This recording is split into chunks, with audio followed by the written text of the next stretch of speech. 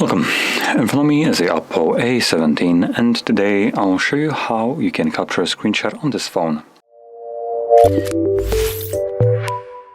Now to get started, you want to open up content that you wish to capture. I'll be using home screen as an example for this, so for me it's already open, obviously. But you want to open up content and have it show up on your screen. Once it is, hold power key and volume down at the same time.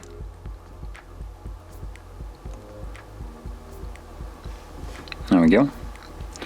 And let it go after like a second or two, and it should capture a screenshot. I believe it also gave us a shortcut. Let's just see. Yep. So we do have a 3-finger shortcut for screenshots as well. So if I do it now, there we go. It captures that as well.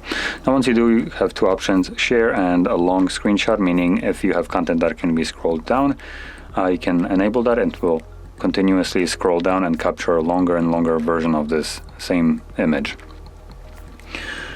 Now afterwards, once you capture your screenshots, you can locate them in your album application, and you want to navigate into albums, and it will be visible under screenshots right over here, and you can see there are the two screenshots I have captured. So there we go.